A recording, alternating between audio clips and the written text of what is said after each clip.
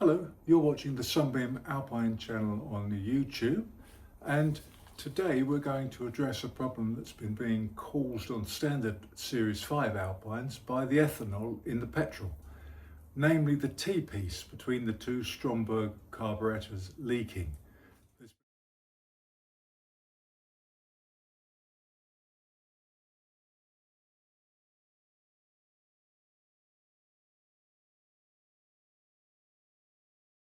There's been a number of fires where the nylon original T-piece has degraded because of ethanol, and a number of leaks. In fact, my youngest son had a serious leak in that spot.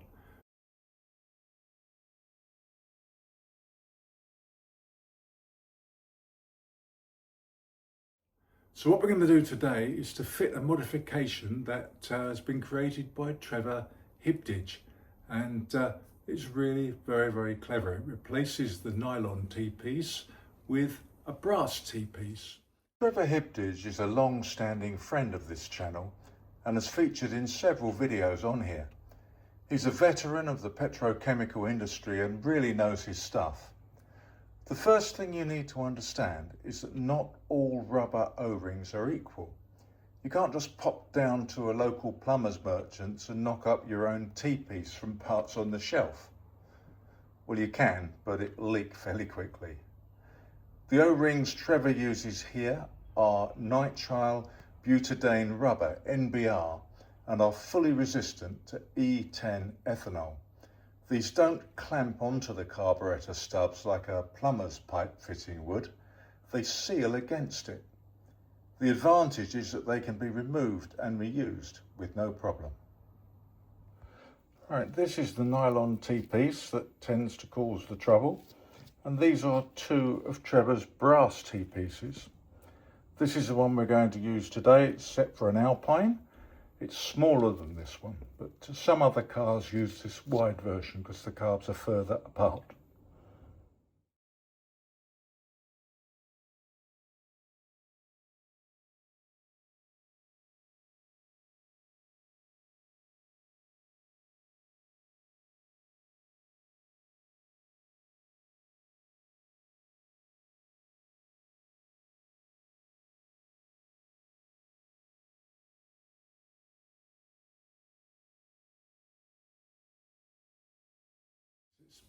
You're going to see what we're going to do now. First of all, I've got to take one carburetor off and just undo the linkaging and the choke cables and the bits that go with it, and then you'll see how we get the new one on.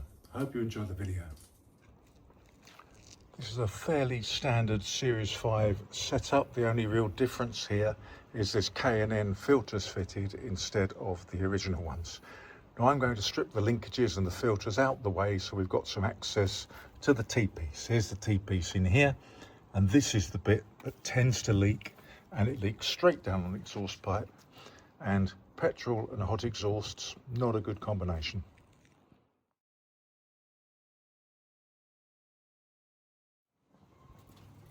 Okay, I've removed the air filter on this side completely. I've loosened this one to give me a bit of access to move things, and I've flipped up the mounting plate here where all the linkages are on. Just going to do the choke cable now, and then I'll look to move this left-hand carburetor out the way and get that T-piece off. You can see I've already disconnected the T-piece here. Okay, to get more access I've had to undo both of the air filters and the linkages.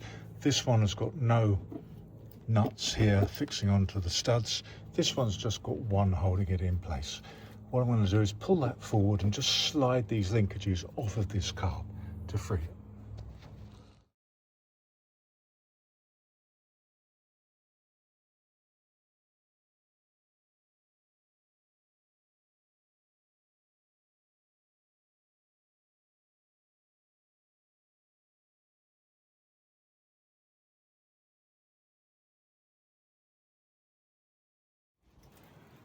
Okay, I started each nut onto the spur on the carburetor here.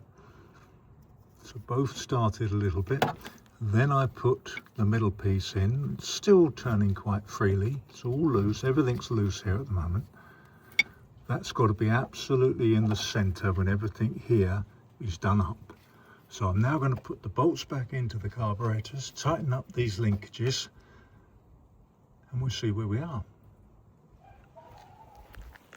Okay, both the carbs are back on. I've done the linkages up and they're all working together as they should. I think that's all right. This is still loose. I haven't nipped that up yet, but I want that dead centered. Now I'm going to put the air filters back on with the gaskets and the rest of the fittings.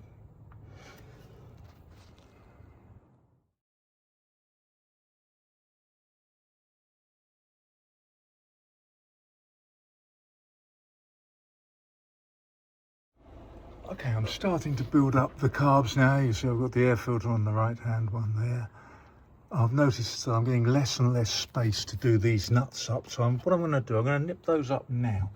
They don't have to be dreadfully tight, just enough to compress the O-ring onto that spigot and make a petrol tight seal. Make sure that you get this piece centered. So there's the same amount of carb stud sticking out of each side, and that is dead center of the gap. That is important.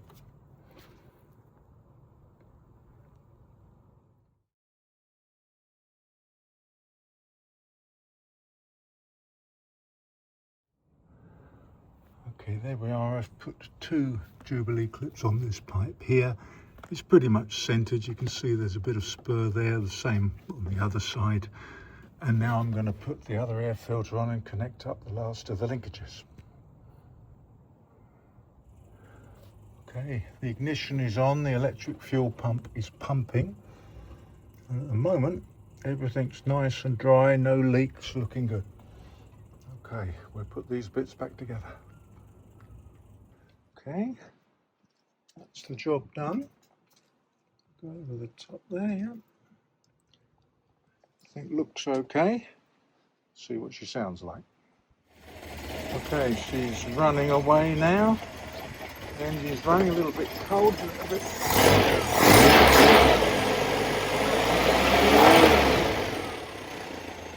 No leaks.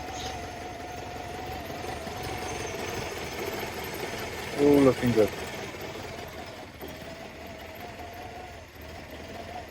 Now we paid full list price for the brass T-piece.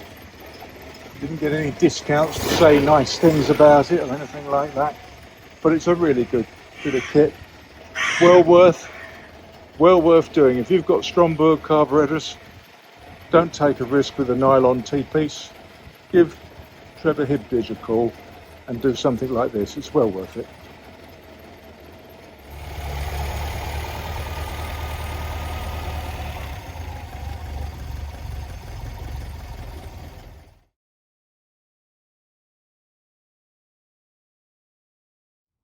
Here you can see the 2 different sizes of T-piece that fit between twin Stromberg carbs. It's important you get the right one for your car, so measure the gap between them and speak to Trevor Hibdige when ordering.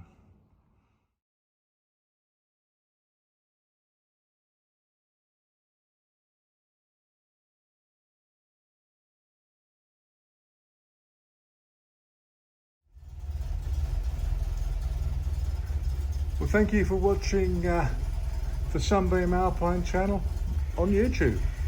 Until the next time, goodbye.